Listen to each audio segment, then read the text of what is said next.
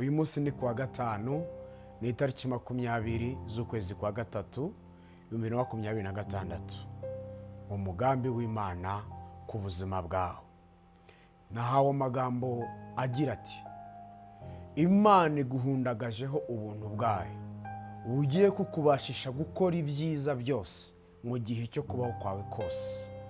Abakorinto ba kabiri ibice 9 umurongo wa 8 aravuga ngo kandi rero Imana ishobora kubasazaho ubuntu bwose kugira ngo murusheho gukora ibyiza byose mufite ibibahagije muri byose.